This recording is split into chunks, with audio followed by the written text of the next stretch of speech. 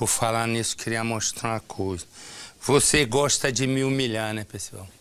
Não. Porque eu tinha aquele passarinho que eu gostava e você disse que você treinou o teu melhor. O teu no que você treinou não sabe nem que dia é hoje? Não, mas eu dei o detalhe. Vai ele atrapalhar. Quer apostar como ele vai atrapalhar a brincadeira? Repara só, fala. Detalhe, ó, é a sonoridade vocal do meu macaco.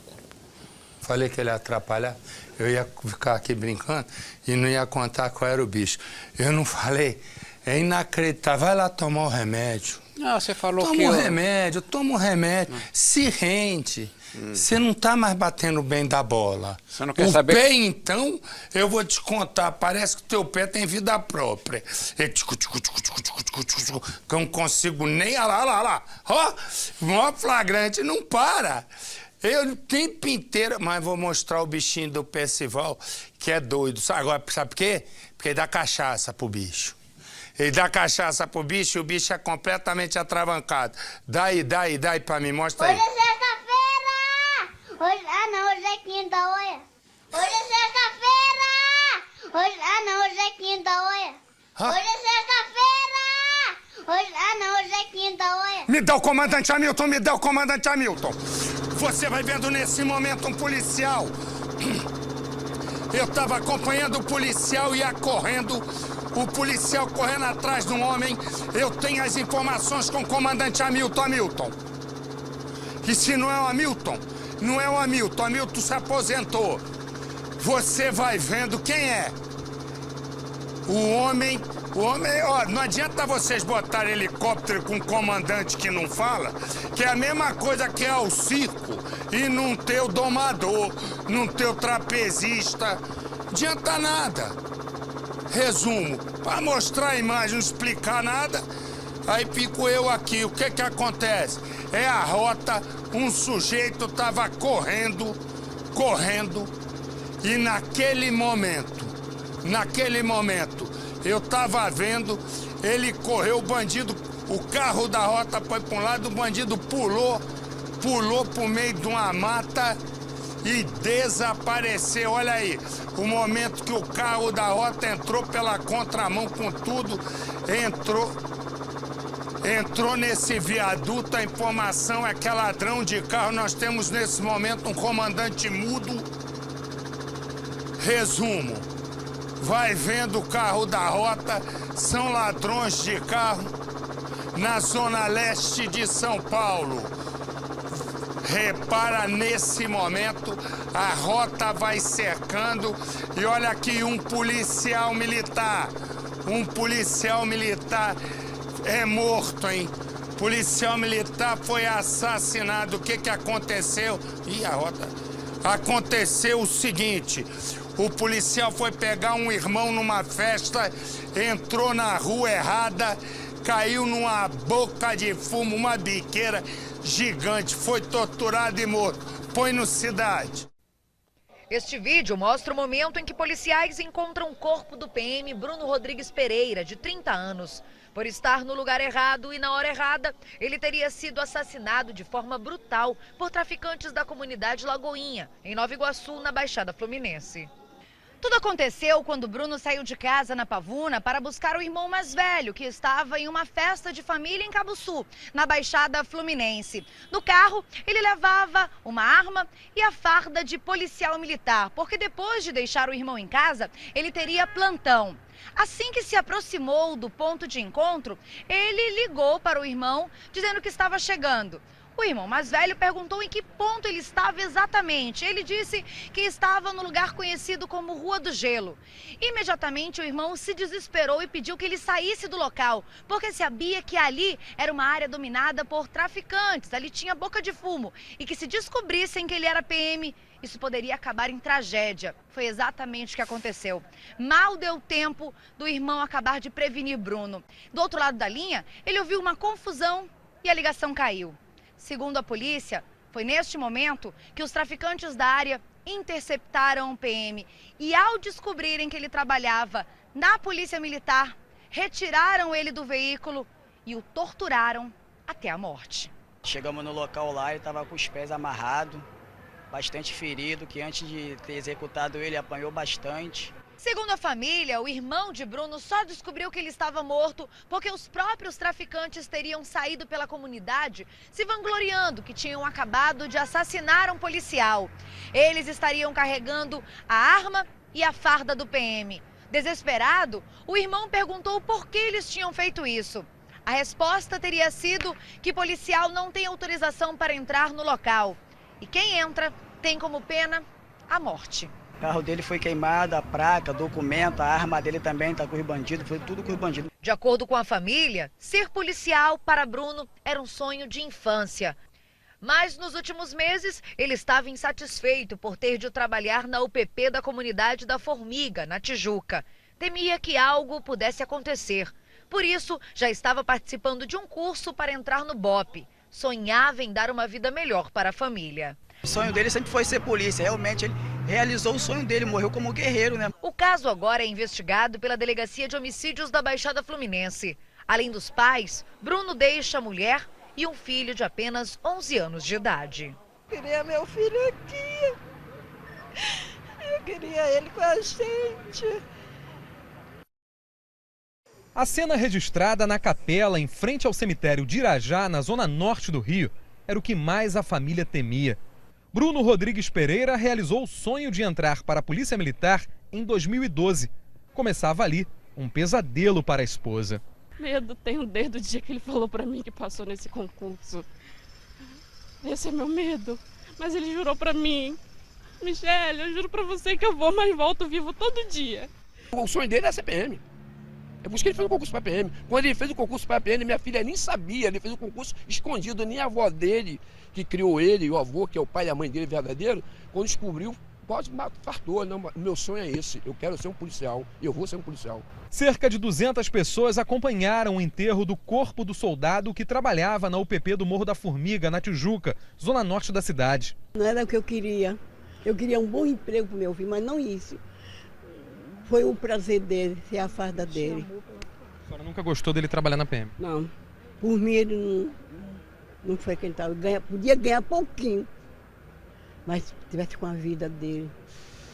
Vai acabar de criar o filhinho dele, que ele deixou com 11 anos de idade, e a esposa dele. O filho do policial, um menino de 11 anos, passou todo o tempo ao lado da mãe. Ele é um pai excelente. Para onde que ele ia, levar o filho. Portanto, se ele não levou o filho dele, se levasse, o filho dele estava morto. Para onde que ele ia levar a minha filha, o meu neto. O irmão do policial militar já prestou depoimento na divisão de homicídios da Baixada Fluminense. Segundo ele, Bruno ficou menos de 1 hora em poder dos criminosos. Tempo suficiente para ser condenado pelo Tribunal do Tráfico. O PM foi torturado e morto. O irmão explicou que aguardava pelo soldado aqui na estrada de Madureira, quando bandidos se aproximaram e entregaram a arma, a farda e os documentos da vítima. O corpo foi encontrado horas depois no interior de uma comunidade da região. O policial levou um tiro nas costas. Os investigadores apuram a informação de que o PM teria sido arrastado pelas ruas, ainda vivo, amarrado a um cavalo. O local do crime foi alvo de uma operação de combate ao tráfico. 13 suspeitos foram presos com armas e drogas na comunidade da Lagoinha. Acreditamos que dentro dessas 13 pessoas que foram presas ontem, alguns deles tenham envolvimento direto com a morte do nosso policial e que outros estejam foragidos. Você vai acompanhando nesse momento uma perseguição gigantesca a ladrões de carros e ladrões de motos. Você vai acompanhando, aí tá o pessoal da rota numa moto, já encostou a outra moto. Você vai vendo nesse momento, olha aí. E inclusive tem policiais dentro de um carro, eles pararam um carro particular, pararam um carro particular e entraram. Olha aí, mais policiais, você vai vendo, pegaram motos dali mesmo para ir atrás de assaltantes, uma coisa grave. Eu pensei que era uma correria solta, não. Eles estão indo para todos os cantos.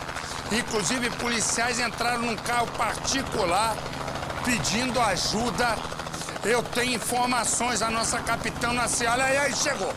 Chegou, já tem 2. Já tem 2 ali. Você vai acompanhando ao vivo. Ao vivo. Você vai acompanhando. Já 2 estão dominados. Eu tenho as imagens, ladrões de carros. Eles tinham fugido da rota. A gente tem a perseguição desde o início. Eu tenho informações com a Capitão Nascimento. Marcelo, exatamente. Os policiais da rota receberam a informação de que criminosos haviam roubado um carro. Por isso, eles começaram a procurar. No momento em que eles localizaram o veículo, Marcelo, iniciou uma perseguição. Os criminosos, então, saíram ali da rodovia Anguera, foram para a marginal do Rio Tietê. Lá, eles abandonaram o carro e continuaram a fuga a pé. Os policiais começaram a fazer buscas ali pelo local, até um policial pegou carona em uma outra moto para chegar até os criminosos agora que já estão rendidos. Lembrando que a polícia não sabe se há mais criminosos envolvidos. Por isso, as buscas continuam no local, Marcelo. Você vai ver no Capitão Nascimento. Capitão Nascimento entrou, olha o momento da perseguição com imagens do capitão, não falo porque não sei. Você vai vendo em todos os cantos, um carro tinha sido roubado. Esse carro aí, ó, é o momento. Nesse carro, a rota pegou aí, carona na outra moto, carona de uma moto, pegou carona, impressionante essa imagem. Porque aí a gente vê como nessa hora a cooperação, né? Eles pegaram a moto emprestada, o moço emprestou, eles foram com a moto e não deixaram, né? Não deixaram, olha aí. Chegaram, já tem um preso, você vai vendo, foi moto emprestada. Quem é, hein? Você vai vendo nosso Danilo, imagem do nosso Danilo e o nosso comandante Pavarotti, que devia ter voz, mas não fala. Você vai acompanhando, olha aí, ladrões de carro, comandante Pavarotti em cima e imagem do Lente Travada. Essa dupla também, ó, eu te contar, Hamilton não quer mais nada com trabalho. Você vai vendo a perseguição de todos os lados, olha, e a polícia, hein? Aí você vai vendo os presos ao vivo, com imagens exclusivo, minha filha. Dá trabalho para fazer. Você vai vendo toda a prisão, ladrões de carros, e a polícia encontrou. Olha como é que... Imagina ele com aquele peso da arma, o coturno, que aquela bota é pesada, e o sujeito tá lá, o colete à prova de bala. Só faltam botar peso nós vamos pro cara vir fazendo exercício. E mesmo assim nós vamos pulando, correndo lá. E essa é a imagem da perseguição. E perseguição essa que você vai acompanhando e continua aqui comigo. Me dá a imagem do serial killer, me dá a imagem. Vamos, olha aí. Você vai vendo imagens nesse momento do matador em série, chegando no centro de São Paulo para a delegacia, onde ele vai ficar recolhido até os depoimentos e ser transferido. Centro de São Paulo, Santa Cecília, 77 DP. Você vai vendo, você vai acompanhando de um lado a perseguição da rota e do outro lado o assassino Jorge Luiz, matador em série, 7 corpos já foram encontrados, tudo aqui ao vivo. E você vai ver, me dá a imagem, a polícia encontra dinamite, metralhador e arma para explodir banco, põe no cidade. O policiamento foi reforçado em frente ao prédio que fica na zona sul da cidade. PMs armados faziam a segurança do local. Lá dentro, um arsenal que encheu uma mesa. Algumas armas de fabricação caseira chamavam a atenção, como essa metralhadora de 9 milímetros. A polícia ainda encontrou coletes à prova de bala, munições, drogas e explosivos. Assim que a polícia chegou aqui no bairro Nova Aliança, onde a denúncia informava que havia um carro clonado, ela entrou nesse apartamento. Assim que eles chegaram aqui dentro, eles localizaram um rapaz que não soube informar a origem das armas e nem da droga localizada. A polícia acredita que Wesley Lucas Scavione, de 25 anos, faça parte de um grupo especializado em explodir caixas eletrônicos na região. Na garagem do prédio foi encontrado esse carro com placas clonadas. No porta-malas havia um pé de cabra e 2 bastões de ferro. Além do tráfico, a gente tem muita arma, colete e material que vincula essa pessoa a roubo ou furto de caixa eletrônico na região. Então, possivelmente, essa droga ela é vendida para conseguir dinheiro para comprar o armamento e, comprando o armamento, eles fazem o roubo de caixa eletrônico. O quarto onde foram encontradas as dinamites precisou ser isolado devido ao risco de explosão. Nessa foto é possível ver 2 das 6 dinamites encontradas. Elas estavam prontas para ser usadas. O arsenal é impressionante. Entre os fuzis, um AK-47 com poder de fogo para derrubar aviões. Se essa AK-47 derrubar avião, eu sou super-homem. Não tem nem altura nem poder para isso. A AK-47 é uma arma de fabricação russa, não derruba avião, coisíssima nenhuma, não derruba helicóptero, nem entra num carro blindado se for dessas transportadoras de valores. Portanto, esquece essa informação. Aí você vai vendo o maníaco sendo levado para a delegacia. Tem mais uma mulher. Rogério, baixa um pouquinho, senão minha voz estoura. Tem mais uma mulher presa, suspeita não, ela faz parte da quadrilha da Big Loura, roubo de carga, põe no Cidade. A história de caminhoneiro agora se resume a relatos de violência. Nas conversas entre os colegas, não faltam experiências com os bandidos da estrada.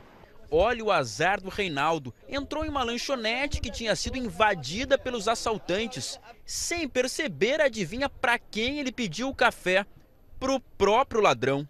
O pessoal tava tudo deitado no chão, as funcionárias deitadas no chão. Você chegou e nem percebeu? Não, nem percebi que era assalto. Eu cheguei, pedi um café pro ladrão, ele ficou olhando pra mim, aí eu apressei, vamos, eu tô com pressa.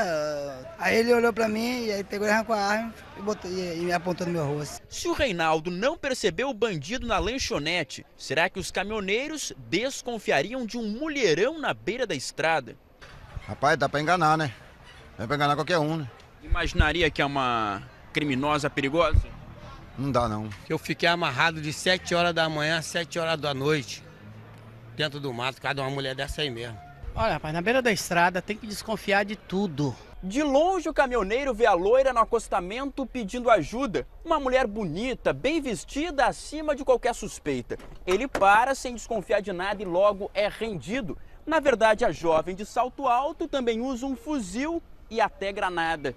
A ladra perigosa é Rebeca Soares, a líder de uma quadrilha que aterrorizava os caminhoneiros no Rio de Janeiro. Para despistar a polícia, pintou o cabelo de preto.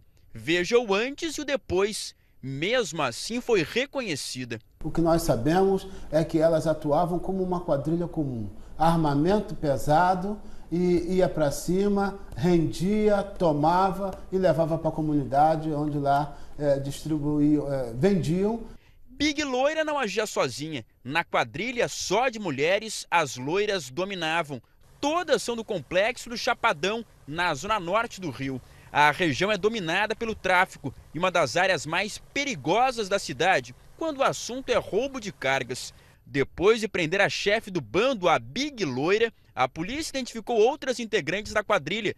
Nesta semana, a última comparsa que ainda estava foragida foi presa. Maiana Rosa Alves tinha 7 mandados de prisão contra ela, a maioria por roubo. O perfil da loira de 24 anos chamou a atenção dos policiais. Ela tem curso superior, é formada em fisioterapia. Foi presa pela primeira vez no ano passado, com um fuzil e uma granada. Meses depois foi solta e voltou para a quadrilha das loiras. O grupo é suspeito de atacar até 3 caminhões por semana. Na maioria das vezes, o alvo das loiras eram os caminhões que carregavam bebidas alcoólicas. Os motoristas eram abordados principalmente aqui na rodovia Presidente Dutra, que liga o Rio a São Paulo. Depois, a carga era levada para comunidades dominadas pelo tráfico de drogas, longe dos olhos da polícia. Mesmo que o GPS apontasse a localização exata do veículo, dificilmente os policiais subiriam o morro. A polícia espera agora que a violência contra os caminhoneiros diminua. À medida que você vai tirando, né, os atores desse ato de circulação, a gente consegue minimizar. A imagem que você está vendo é do assassino em série chegando daqui a pouco na delegacia 77DP. Você vai vendo ele entrando. Você vai vendo ele entrando nesse momento.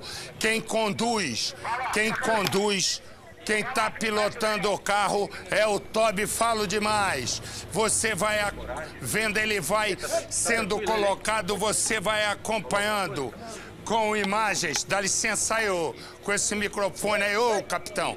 Dá licença aí, meu irmão. Tá muito grande para ficar na frente da imagem. Tira o azulzinho para não atrapalhar. Abre aí, abre aí. 1, 2, 3, já. Vai, meu garoto, que o negócio aqui custa caro pra caramba. Pra ficar essa confusão, você vai vendo o assassino em série. Ele chegando na 77DP. Abriu lá, ó. Abriu. Vamos ter com bola. Ei, quantas pessoas você matou, Jorge? Ei, Jorge. Você vai vendo. Ô, Jorge, quantas pessoas você matou? Se o senhor não deixa ele ficar aí nem assim. Você vai vendo com imagens exclusivas. Você só vê aqui no nosso Cidade Alerta. E você vai ver também comigo. A mãe do maníaco conta que não tem mais filho, que esse ela não quer ver nunca mais. Você vai vendo todo mundo se apertar. Eu vou mostrar ele lá dentro, já.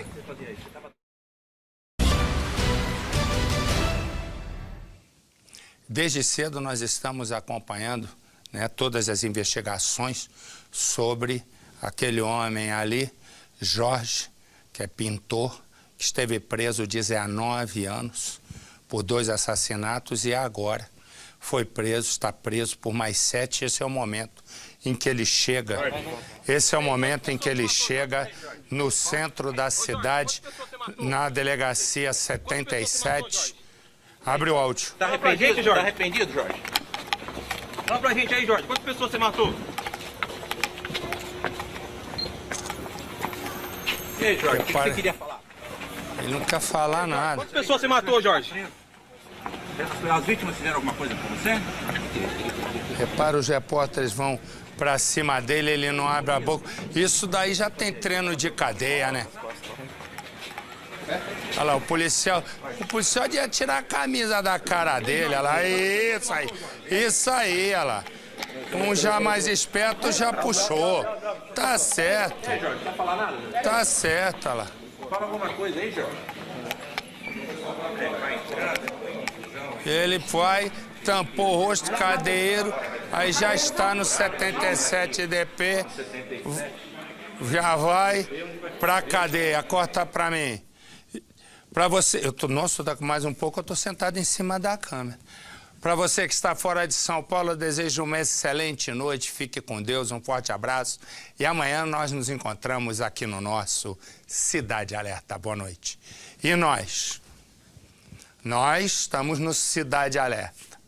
Aqui deveria ter a imagem de um casal. Ah, que agora foi. É que a menina... Sabe o que é? Vou explicar. Tem 2 lá em cima, que um dorme e o outro ressona.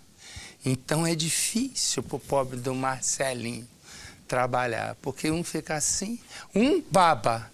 Tem um lá que baba, de tanto que dorme. Às vezes eu fico, anda, eu quero saber o que é. E tá lá. São 2 dorminhocos e um morto. Mas, pois bem, voltando ao assunto, bota ali os 2, por favor. Ela se chama Tágila. Tatá tem 17 anos, ajuda os pais na mercearia da família. E ela tem um sonho, ser policial. Ela encontra aquele ali, Paulo Henrique. Paulo Henrique, ela se encanta e os dois vão morar juntos. Naquele dia, um amigo do casal foi passar uns dias na casa dos dois. De repente, o que acontece? Mostra bem a foto dela ali, por favor. O que acontece? É que naquele dia houve um momento em que uma discussão começa e ele, o agora marido, acaba matando a agora esposa. O amigo dele ajuda a montar uma história. Mostra o amigo dele, por favor. Como você vê, esse é o amigo dele e ele está preso e conta para a polícia como o marido acabou matando a esposa. E ele está preso e o outro está foragido. Põe no Cidade. O sonho de Tásila era ser policial. Mesmo estudando, Tásila ainda nas horas vagas ajudava sua família na mercearia. Paulo Henrique era operador de máquinas pesadas em garimpos aqui da região. Os dois pareciam apaixonados, tanto que resolveram morar junto. Tásila e seu esposo alugaram essa casa. Mas foi aqui que Tásila acabou perdendo a sua vida de forma brutal, assassinada pelo seu marido. A tia da vítima disse que em conversas confidenciais, Tásila disse que o marido era violento. Falar que ele era doido, psicopata, sabe? Às vezes quando ela aparecia assim com machucadinho, eu falava assim, e esse negócio aí, Tásila? Além do histórico de violência, Paulo também possuía uma arma, calibre .357. E segundo o delegado que investiga o caso, a arma não possuía registro. A família soube do crime por volta das 2h da manhã, através de um amigo de Paulo que residia na residência do casal. Este, identificado como Lucas, contou uma história que Tásila estava ferida no hospital ao reagir a um assalto. E eu perguntei para ele onde foi. Foi na praça, ele disse não. Estava ela e o marido dela e eu, nossos amigos, estavam todos lá na prainha do Rio Peixoto, quando chegou o motoqueiro e anunciou um assalto, puxaram as armas e todo mundo se rendeu, entregando a carteira, celular, e ela não quis entregar o celular dele, então ele foi, atirou nela e matou. Aí eu perguntei assim, digo, e que deu o marido dela? O Paulo disse, juntou ele e os amigos dele atrás do motoqueiro para ver se pega o bandido. Ao ver o corpo da filha, senhor Raimundo desconfiou que a história contada por Lucas não era verídica. Para quem morreu na praia, na areia, não tinha nem um grão de areia no corpo dela. Aí eu falei para a mãe dela, eu digo, essa menina não morreu aqui na praia. Aí eu saí, aí quando cheguei na casa dela lá, que abriu o portão assim, eu já vi gota de sangue assim na rampa da calçada, que subia para da casa dela. Aí o policial olhou assim, disse, é sangue mesmo. Então o crime foi aqui, não foi lá na Praia do Peixoto, não. Lucas, que também estava no local do crime e que levou Tásila ao hospital, quando se apresentou à polícia, mudou a sua versão de latrocínio e disse que Tásila foi atingida dentro do quarto do casal. Aí na hora que ele estava manuseando ela veio abraçar ele. Aí saiu o tiro. E a partir daí, como que foi a história? A partir daí nós pegou ela, levou para o hospital, mas na hora que chegou lá o médico falou que ela estava morta já. Passou pouco tempo, na hora que chegou no hospital ela morreu. E aí vocês bolaram uma história que ela tinha sofrido um assalto? Ele só falou que não era para falar que tinha sido ele no momento. Que ele ia voltar e ia se apresentar. Só isso. Mas a história do assalto, então, foi ele que pediu para que você inventasse? Não, ele não pediu. Ele falou, só inventa uma história lá, só não põe meu nome no meio. Que eu vou voltar e vou me apresentar segunda-feira. Eu vou atrás do meu pai, para ele mandar o advogado e aí vem apresentar. E realmente Paulo, depois de 2 dias do crime, se apresentou à polícia, juntamente com o seu advogado. Paulo disse que estava limpando a arma quando a sua esposa foi abraçá-lo. A arma disparou acidentalmente. Como não tinha, já estava fora do flagrante, foi a apresentação espontânea, aí nós liberamos. Ele está aguardando agora, está à disposição da justiça. Agora a prisão preventiva de Lucas e Paulo foi decretada pela justiça. Lucas foi encontrado e já está preso. Agora Paulo, o marido, está foragido da justiça. E este é o homem que está foragido. Se você viu esse homem, se você conhece esse homem, se você sabe onde ele está, ligue. Ligue para o Disque Denúncia. Ligue para a polícia. E a sua identidade vai ser mantida no mais absoluto sigilo. Me dá a imagem do socorro, por favor. Você vai vendo aí um socorro de um marido. Houve uma discussão entre ele e a mulher não conversou. Pegou uma peixeira e sacudiu. Ele está ferido. O filho deles foi assumir o crime no lugar da mãe, mas a polícia não acreditou e a esposa está presa. Põe no Cidade. Este vídeo foi gravado no telefone celular de um vizinho. As imagens mostram o momento em que a equipe do SAMU socorre o aposentado Luiz Antônio Caldeira de Castro, de 56 anos. Os enfermeiros tentam imobilizá-lo na prancha de resgate. Luiz Antônio teve ferimentos no abdômen após ser agredido com golpes de faca pela esposa, Carla Almeida de Souza, de 45 anos. Tudo aconteceu nesta casa. As informações que nós temos foram passadas pela Polícia Militar e é a versão contada pela Carla. Ela disse aos PMs que era por volta de 8h30 da noite quando o Luiz Antônio chegou em casa, alcoolizado, e começou a agredi-la. Ele teria jogado a mulher no chão e pisado na cabeça dela. Para se defender, a mulher então pegou uma faca e golpeou o marido. Ela não soube dizer aos policiais quantos golpes foram, mas foi o suficiente para deixá-lo bastante ferido. O homem ficou caído no chão, chegou a perder muito sangue e uma equipe do SAMU foi chamada para socorrê-lo. O Luiz Antônio foi levado até o pronto-socorro e a essa altura a polícia já havia chegado aqui na casa. A Carla então contou toda a história aos policiais e acabou presa. Apesar de a mulher ter confessado a agressão, pouco tempo depois, no quartel da PM, outra versão apareceu. Chegou o filho dela alegando que ele teria pedido à mãe para assumir o crime.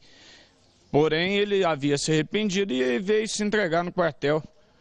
E foi conduzido também à delegacia de Alfenas. Mesmo tendo sido levado para a delegacia, João Pedro Almeida Dias, de 21 anos, não foi preso.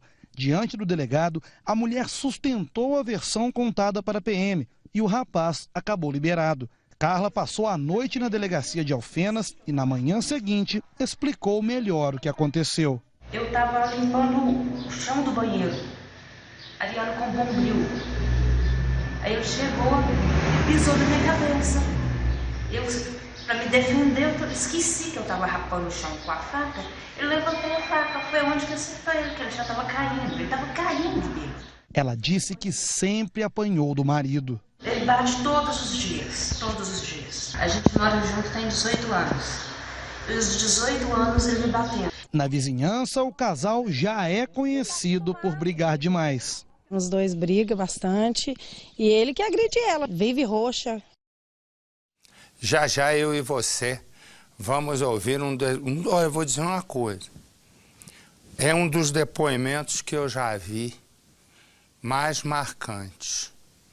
O depoimento da mãe do assassino em série, esse Jorge Luiz, que saiu da cadeia há 1 ano e a polícia encontrou na casa em que ele morava 7 corpos, que é verdade 4 corpos e 3 ossadas.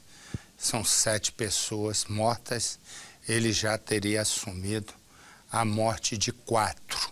Resumo, o depoimento da mãe é uma das coisas mais marcantes que eu já vi. Pela firmeza, a dureza, a dor. Uma dor diferente do que eu já vi.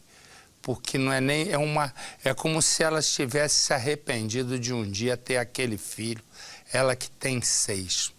Já já eu vou colocar no ar.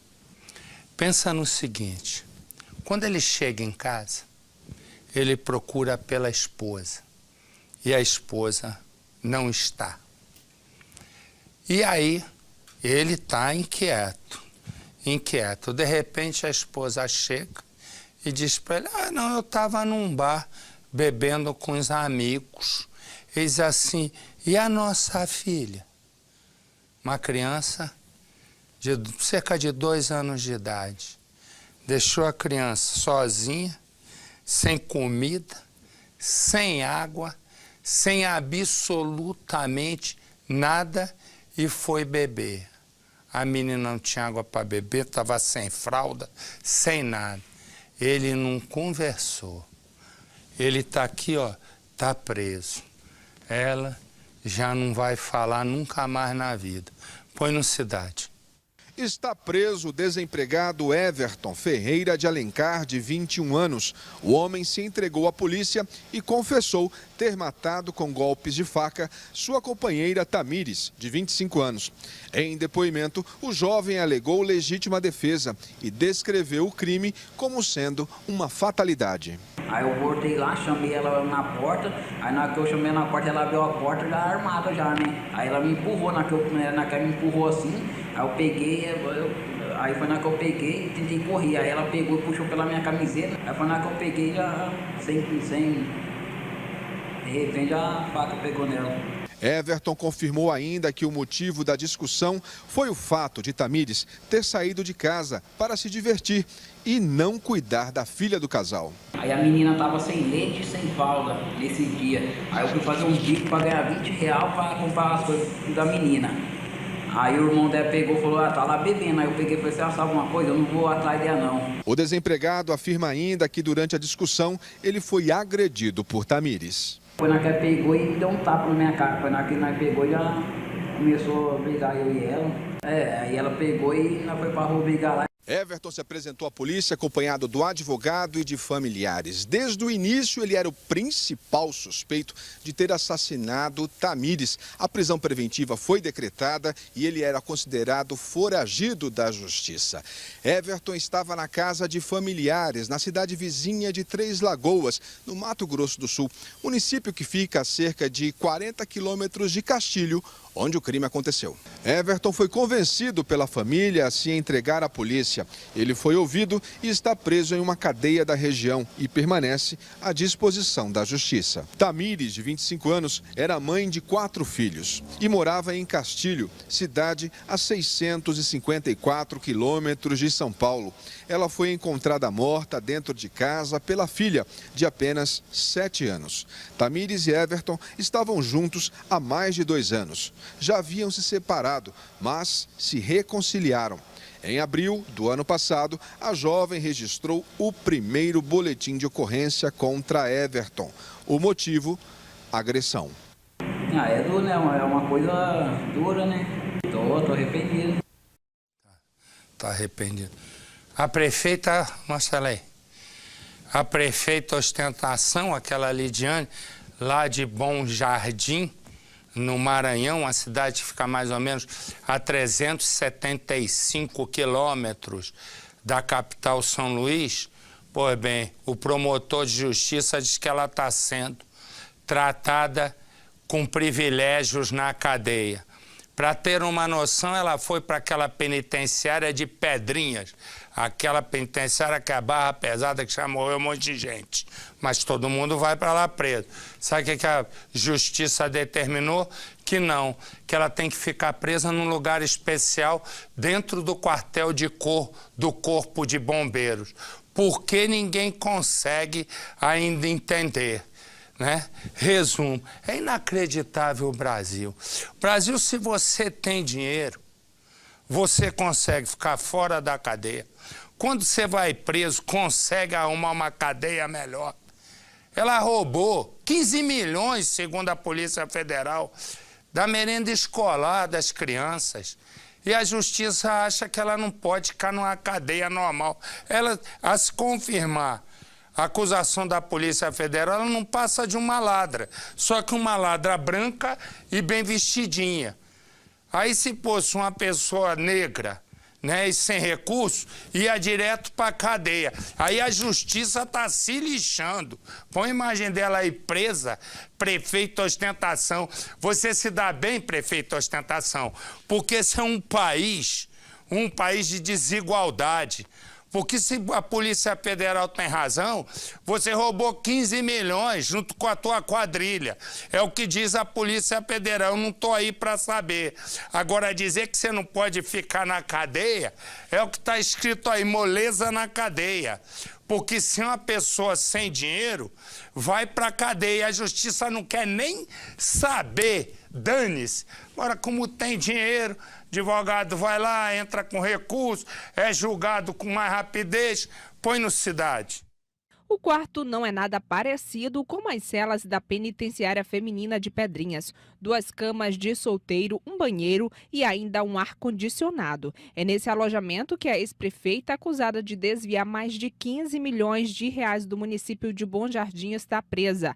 Nesta manhã, o promotor da Vara de Execuções Penais esteve no local. Ele afirmou que Lidiane Leite está sendo privilegiada. A cela que está essa pessoa não apresenta nenhuma segurança. Se ela quiser fugir, ela foge, até porque ela está ocupando uma sala da policlínica, ou seja, um espaço que poderia estar sendo utilizado para acomodar uma pessoa com problema de saúde, está sendo ocupada por uma pessoa que está presa. Após fazer o exame de corpo de delito, Lidiane foi levada para o quartel do Corpo de Bombeiros.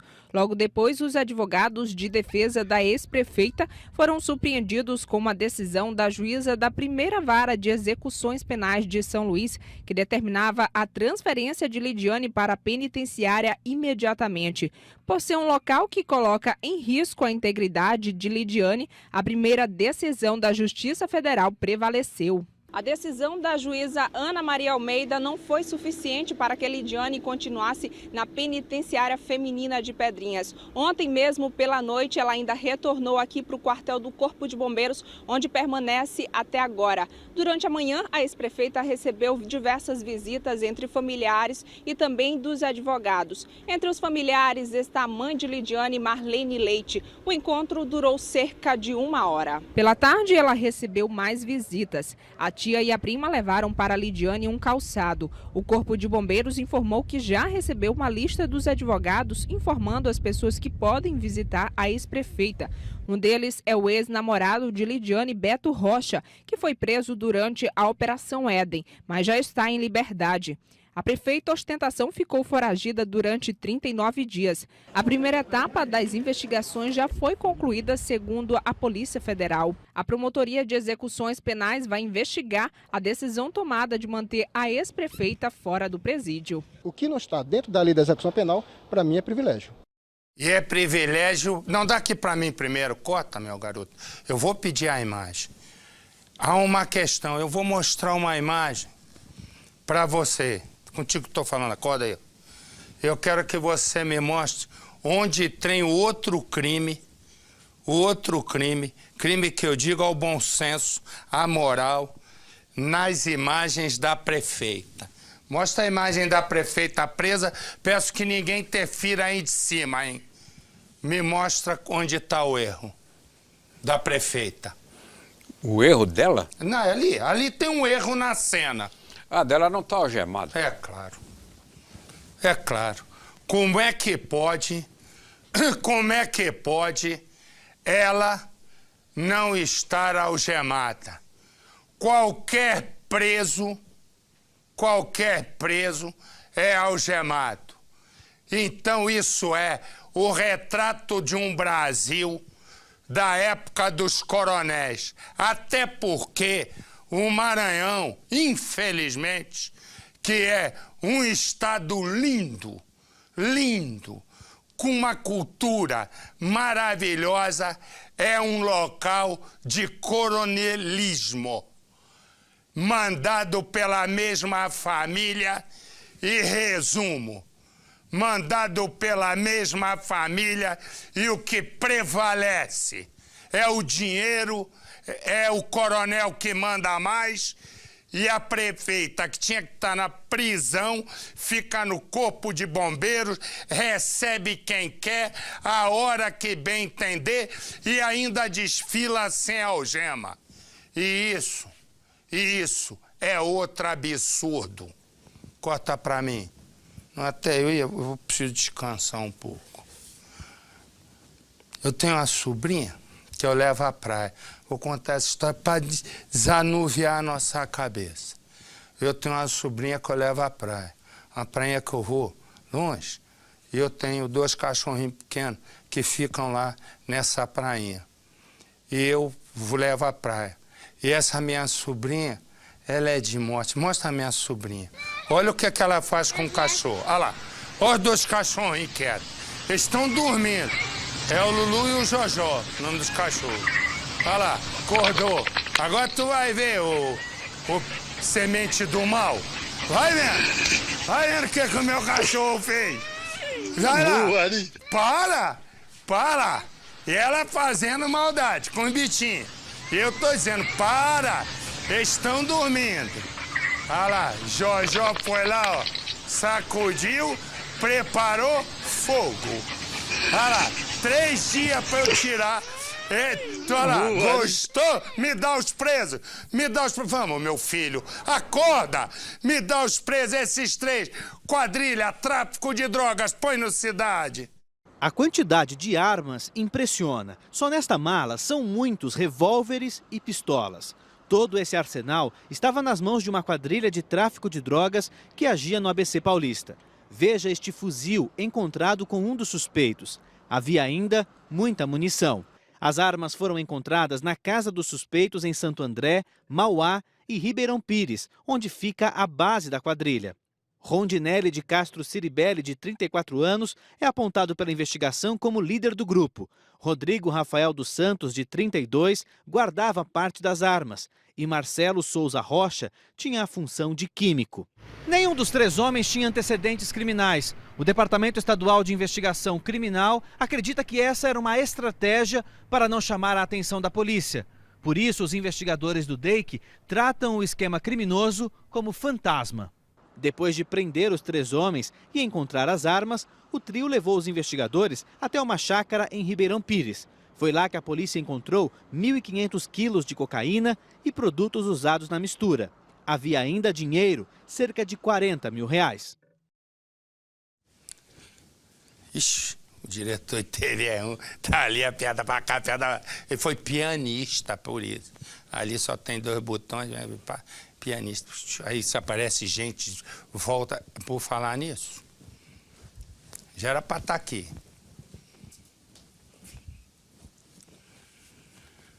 Deixa eu dizer uma coisa. Ontem nós acompanhamos o caso aqui e ontem eram 6 corpos. Hoje chegaram a 8, depois foi desmentida a história do 8º e apareceram 7 corpos, mais um corpo. Naquela região toda, eu conversei com o delegado do caso, um dos delegados, o doutor Edilson, eu perguntei quantas pessoas vocês levantaram aí na região desaparecidas. E a notícia caiu como uma bomba, ele disse 25. É óbvio que ele não matou as 25, mas a polícia acredita que ele possa ter matado mais. Até agora, se eu tiver imagens de local ainda, até agora, a polícia... Me dá a imagem da noite lá, por favor. Até agora, estão cavando e procurando mais vítimas. Dos 7 corpos, ele já confessou 7 assassinatos. Exatamente isso. 6 assassinatos, na verdade. Dos 7 corpos, olha aí, mais vítimas vão sendo achadas. Isso é o momento em que vão tirando as coisas para escavarem. Nós colocamos várias equipes lá. Põe no Cidade. De cima de uma laje, nosso cinegrafista grava o momento em que 2 novas evidências aparecem. Retirados também debaixo da terra, um óculos e um boné, masculinos. As provas coletadas pela perícia surgiram logo depois de outra descoberta. Notícia que veio do quintal assim que os bombeiros usaram esta picareta para cavar mais fundo. Se aproximava do horário do almoço, quando os bombeiros, num trabalho intensivo nos fundos do terreno, encontraram mais um corpo, a 7ª vítima. Segundo informações de uma fonte, seria o corpo de uma mulher. Quando os bombeiros conseguiram remover toda a terra que estava por cima deste cadáver, notaram que as características eram extremamente parecidas com a das outras vítimas. Este corpo estava com as mãos amarradas para trás e coberto por um tecido. Segundo a fonte, um tapete. Informação que estremece o coração de Luíse, porque ela e a sogra acreditam que a estudante Renata Cristina é uma das vítimas.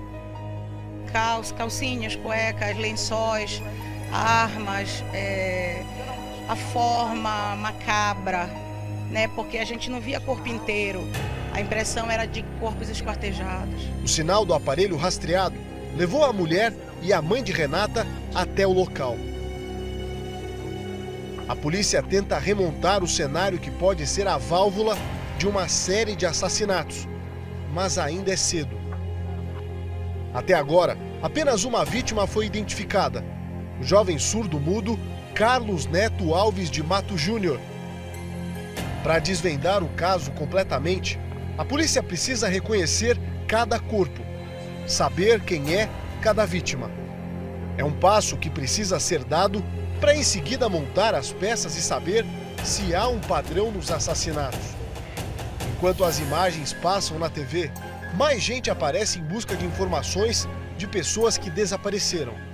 Homens, mulheres, com profissões e idades diversas. Uma dessas pessoas é o jovem pintor Kelvin. Ele tem apenas 23 anos. Segundo a mãe, desapareceu 4 meses atrás. Se despediu da namorada na casa em que mora, bem aqui, nesta rua da Zona Sul de São Paulo, por volta de 8 horas da noite, e nunca mais voltou. Este local está a apenas 5 quilômetros da cena do crime. Maria de Fátima conta que reconheceu objetos mostrados na reportagem. Foi uma calça que ele ganhou de Natal. E é o cinto que ele ganhou de Natal. Foi a irmã dele que deu para ele. Por isso que marca a senhora o objeto? Marca. A minha esperança é encontrar ele com vida. Eu rezo que essa roupa só seja parecida, que não seja ele. Kelvin Dondoni estava desempregado quando conseguiu com o cunhado os bicos de pintor. A mesma profissão do suspeito, preso pela polícia. Achamos primeiramente que ele tinha sido sequestrado, achamos que em um monte de coisa a gente pensou. E começou a doer mais ainda assim, 4 meses. 4 meses de dor, agonia. E tentando saber, Kelvin, onde você está, onde você foi parar. Nada. Nada de Kelvin. As próprias famílias de Renata e Kelvin apontaram uma característica que ambos têm em comum. Tanto a estudante como o pintor usavam drogas. Pode existir uma relação. Ouça o que diz o morador que decidiu falar, com a imagem e a voz protegidos. Droga tinha. Que droga? Ele gostava de uma... Ele gostava de usar ele é usuário, pronto. Só que a gente nunca imaginou que ele seria capaz de toda essa crueldade. Se o tráfico foi usado como armadilha, ninguém sabe. Porém, a moradora da comunidade, que não vamos identificar, confirma. Ouviu gritos mais de uma vez durante as festas que ocorriam no quintal de Jorge, regadas a muita droga. Em dias de festa, quando tinha muito barulho, sempre tinha mulher gritando. Só que parecia que era briga de marido e mulher, então ninguém se mete. Quando a 7ª vítima surgiu, nem a polícia acreditava que pudesse achar mais outra. A polícia acredita e traça como principal hipótese que Jorge é um assassino em série, mas isso ainda não foi provado. Se for constatado que isso de fato ocorreu, é mais fácil acreditar que os assassinatos ocorreram dentro da casa ou até mesmo no quintal. Seria muito difícil o assassino matar cada vítima fora daqui, arrastar os corpos para dentro de casa sem que houvesse uma única testemunha. Diante deste cenário, encontramos este local, subindo as escadas e chegando a este ponto sem saída. Local onde existia uma passagem. Moradores contaram, sem gravar entrevista por medo, que 1 ano atrás, quando Jorge saiu da cadeia e voltou para casa, ele deu a ordem a 2 pessoas, pediu que esse muro fosse erguido bem aqui. Repare que os tijolos e o cimento têm coloração mais clara, o que demonstra que isso aqui é muito mais novo do que essa parede bem ao lado. Parede que foi construída nesse local porque Jorge estava incomodado. Daqui, a visualização para o quintal da casa dele é muito boa. Tão boa e tão próxima que deste local dá para ouvir os bombeiros cavarem buracos bem ali, do outro lado. O cartaz na parede da pizzaria mostra a foto de Natasha, jovem que desapareceu 3 meses atrás. O celular dela estava dentro da casa do suspeito. Familiares de Paloma, que sumiu também, mas há 7 meses, foram ao local. Estão todos em busca de respostas. 3 corpos de vítimas diferentes tinham ferimentos causados por faca. Sem uma confissão, a investigação vai ter que usar as provas que conseguiu para saber se Jorge cometeu os crimes e agiu sozinho. Quanto mais objetos são desenterrados, mais características de vítimas diferentes vêm à tona. As identidades de quem desapareceu mostram que essas pessoas moravam num raio inferior a 8 quilômetros. Se a polícia confirmar que são vítimas do pintor, elas podem ter sido atraídas para uma emboscada. Ela veio eventualmente para comprar ou foi atraída para casa, eu tenho para vender, não sei, e acabou sendo atraída talvez para a morte. Agora, durante toda a tarde, o trabalho continua. Mais um caminhão da prefeitura que chega aqui ao local. Por quê? Porque eles estão tirando, na verdade, de dentro da casa, né, outros móveis e também os entulhos. Então, 5 caminhões iguais a esse já saíram daqui hoje, todos carregados. Esse está vazio, foi colocado aqui agora para que o trabalho de retirada continue.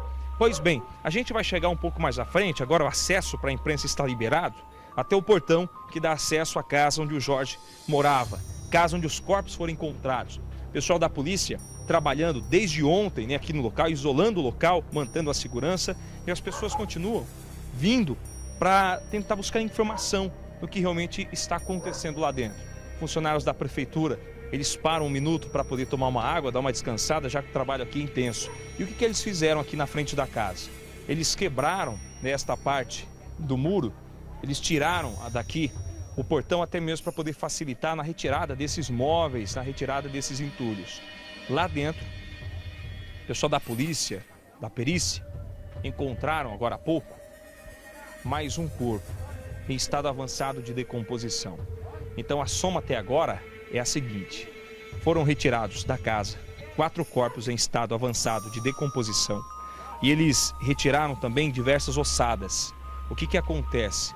Eles acreditam que sejam ossadas de 3 pessoas, então no total 7 pessoas teriam sido assassinadas dentro da casa que fica no fundo.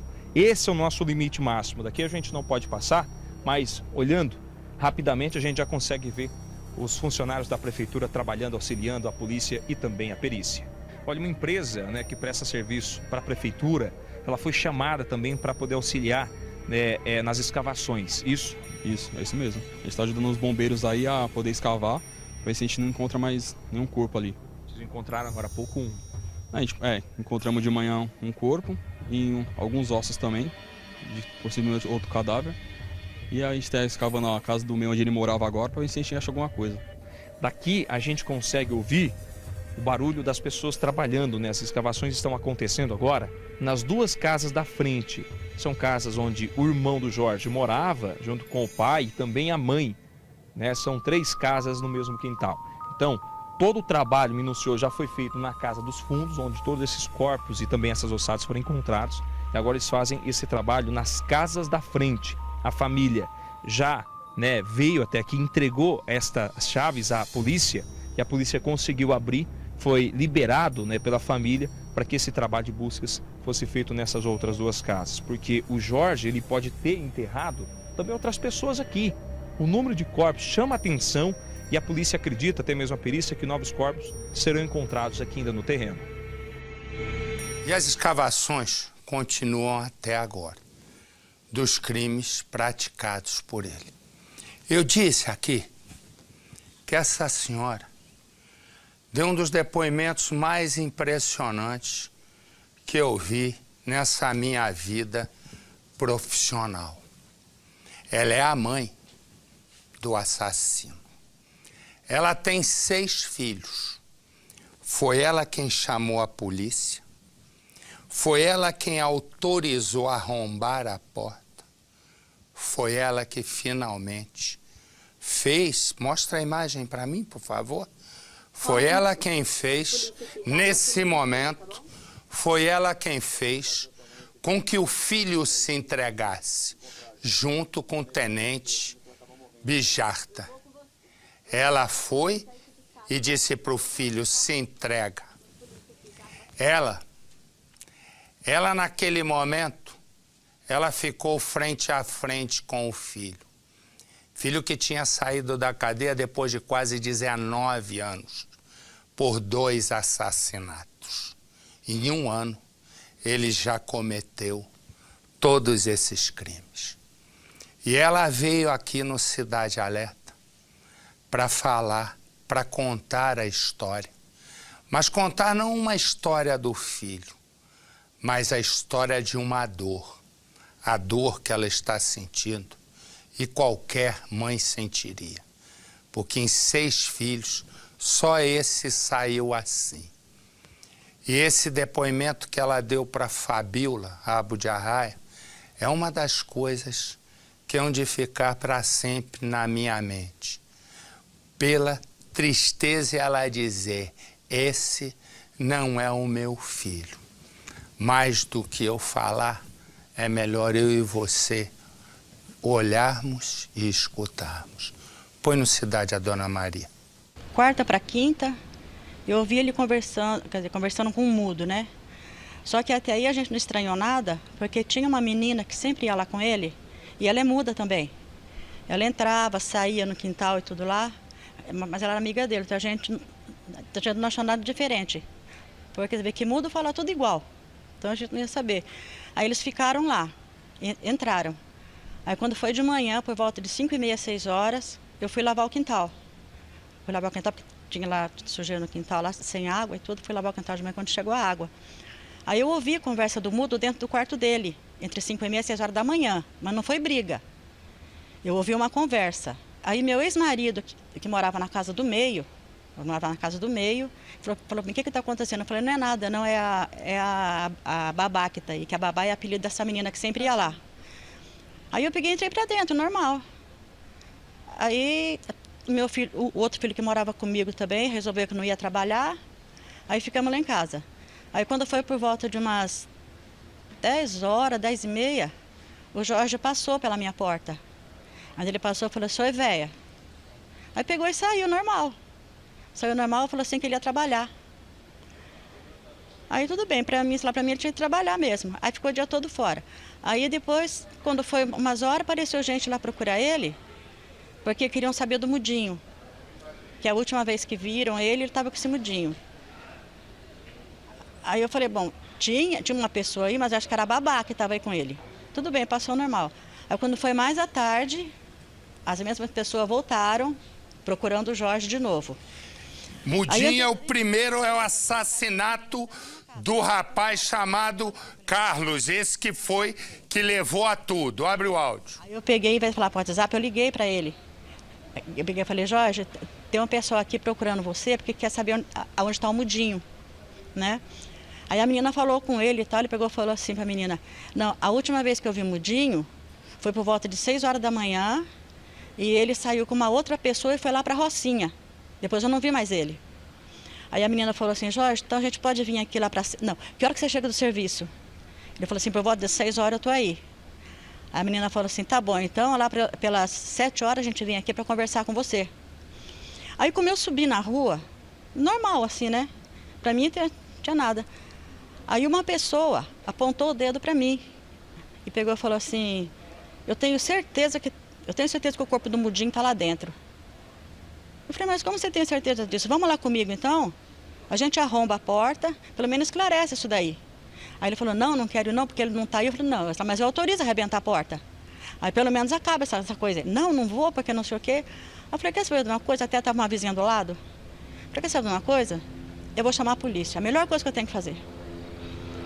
Aí eu liguei para o 90, acionei. Aí a moça que me atendeu do outro lado, pegou e falou assim, mas a senhora conhece o suspeito, não sei o quê? Eu falei assim, eu conheço bem, é meu filho. Aí eu ouvi uma conversa dela com uma outra pessoa, a pessoa que estava do lado dela. Aí ela pegou e falou assim, ó, o caso é sério, que é a própria mãe que está entregando. Aí falou assim, aguarda que a gente já vai. Aí não demorou nada, chegou o policial, chegou uma viatura. Só que eles não podiam entrar ainda, porque acho que era apoio, né, tinha que esperar. Aí o meu ex-marido arrumou as ferramentas lá, né, para arrebentar a porta. Eu pensava que eu ia encontrar tudo quanto é coisa lá dentro, menos corpo, entendeu? Aí na hora que foi para estourar a porta, o policial falou que era o tenente. Aí falou assim, a senhora tem que acompanhar a gente para ver que a gente estourou a porta. Aí ele pegou o pé de cabra, os negócios lá. Quando um estourou, o outro meteu o pé na porta. Aí estava aquela cena no chão da cozinha, uma cena horrível. Aí então eu não acreditei. Aí eu comecei a tremer, comecei a passar mal. Aí os policiais pegaram e me sentaram num lugar e pegaram e me deram água. Aí eu queria entrar lá dentro, porque eu não acreditava que estava aquilo ali. Aí quando eu falei assim, está confirmado, tem um corpo aqui dentro. Eu falei, não, pelo amor de Deus, não fala isso não. Eu quero ver, eu quero ver. Aí ele pegou e falou, então calma aí que a senhora vai ver. Aí ele foi e tirou uma foto e me mostrou. Estava assim, meu celular estava... Estava semi-enterrado e só estava o tênis para fora. Aí a minha mão desabou. Eu não conhecia meu filho. Esse que passou, esse daí, ó, esse não é meu filho. Esse não é ele. Ele não é. Em casa, assim, sabe, ele sempre foi assim muito dado. Nunca teve encrenca com família, com sobrinho, com nada. Esse que está passando aí não é ele, não. De jeito nenhum. A casa desse monstro aí é lá no fundo, entendeu? É lá no fundo. A gente nem tinha acesso à casa dele. Porque tem pouco mais de um ano que ele está lá. Mas que ele começou a fechar essa porta aí, tem uns 5 ou 6 meses por aí. Porque foi quando minha filha mudou de lá, que ele ficou nessa casa. O que ele fez, ele vai ter que pagar, ele vai pagar, porque ele destruiu a nossa família, a família de muito mais gente. Que da outra vez que ele foi preso, ele se danou sozinho. Eu sofri muito. Você chegou aí na prisão? Eu fui algumas vezes, mas depois eu parei de ir por pedido dele mesmo. Aí quem ia era outra pessoa, eu cuidava, mandava comida e tudo e tal. Aí você vê, da outra vez, ele se danou sozinho. Dessa vez ele danou a família toda. Eu saí da minha casa com a roupa do corpo. O meu filho que mora comigo, que ele é separado da esposa dele, com a menininha de 4 anos. A menininha estava na casa da vizinha. Meu filho chegou do serviço cansado, que ele trabalha em mosaico, serviço pesado, querendo tomar um banho, deitar e descansar. Ele tumulto de polícia dentro de casa. Você vê, para vir para cá, eu saí para comprar uma roupa para mim, porque eu não tinha roupa para vir. Os brinquedinhos da menina, ela pede para ir para casa. Ô pai, quando nós vamos para casa? Ela quer os brinquedos, quer tudo, sabe? Ele destruiu a vida dele, quer dizer, a vida dele já está destruída também. Destruiu a nossa vida, acabou com tudo. Eu não tenho mais nada, eu não tenho roupa, eu não tenho móveis, eu não tenho pais, principalmente pais que eu não tenho, porque estão julgando o que eu sabia. Como foi o momento em que a senhora tentou convencê-lo a se entregar? Foi difícil? Você chegou a argumentar alguma coisa com ele? Como foi esse... você convenceu, na verdade, ele se entregar, que ele não queria. Como foi esse momento? Não queria. Então, o tenente falou para mim como que podia fazer, né? Aí eu falei, bom, eu tenho o número dele. Aí eu liguei para ele, ele atendeu, porque eu falei, Jorge, você vem para casa agora, porque a polícia tá toda aqui, a rua tá fechada, estão querendo pegar a gente, estão xingando a gente de assassino, estão xingando a gente de mãe de assassino e tudo, então você tem que vir para cá agora. Aí ele pegou e falou assim, que não ia não, porque estava cheio de polícia e tal, né?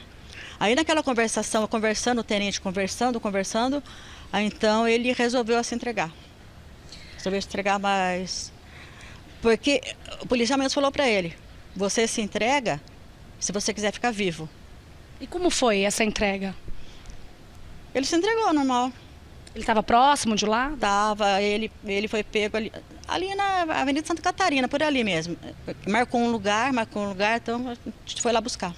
Você foi junto? A gente foi buscar. E no momento que você encontrou com ele, o que ele falou para você? Nada.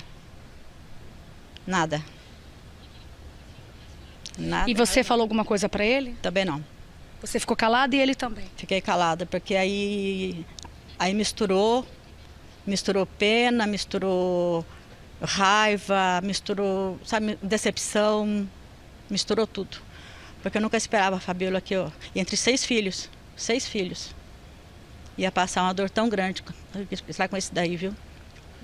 Você falou uma coisa que a gente acha um pouco estranho, porque você disse que ele, no caso, durante toda a vida foi um filho bom, nunca teve problema com ninguém da família.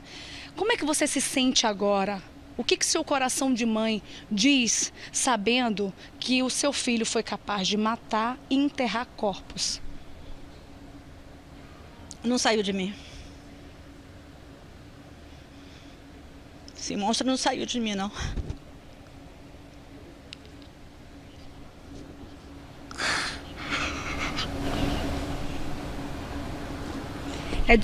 É difícil de falar, né? É difícil demais, Fabíola. É difícil porque você vê que praticamente ele acabou com a vida da gente. Será que ele tem noção disso que ele fez? Será que ele tem noção disso que ele fez com a gente, com a família dessas vítimas? Ainda até quando eu encontrei com o pai do menino lá, o pai do Mudinho, fui conversar com ele, ele me deu um abraço tão gostoso, ele pegou e falou assim, ó, minha senhora, se toda mãe fizesse isso, a coisa seria bem melhor. Quando foi ontem, lá na 16ª, eu conheci o irmão da Natasha, né, que ela está desaparecida também. Conheci o irmão da Natasha, aí a delegada lá da 35 reuniu a gente, reuniu a família, a gente veio para conversar e tudo. Aí no fim, pedi desculpa, eles também pediram desculpa. Aí você vê que não é fácil, mas a hora que eu vi aquele menino ali, o irmão dela, eu não aguentei, sabe? Não aguentei, bateu um desespero muito grande, porque a dor que essa pessoa está sentindo. O Mudinho já foi enterrado, todo mundo já sabe, o menino está enterrado. E os outros? E nós, como é que nós estamos? Porque lá estão vendo assim, estão vendo, só não porque ele fez isso para a família de quê, família disso, família daquilo. E a nossa família, ninguém fala nada? A nossa família ninguém vê? Foi destruída. Destruída, Fabíola. Agora você vai começar do zero. Meu filho está sem poder trabalhar, a gente está tudo na casa de parente. Então você vê que acabou. Acabou. Esse é eu falei do depoimento dessa mãe, porque o momento que ela diz, isso, ela não disse esse, isso não saiu de mim. Imagino que é uma mãe falar do filho, né, nesse momento. E foi ela que resolveu o caso. Você vai ficar agora com a novela da família brasileira, Os 10 Mandamentos. Fique com Deus, uma boa noite, que Deus nos proteja mesmo. Tchau.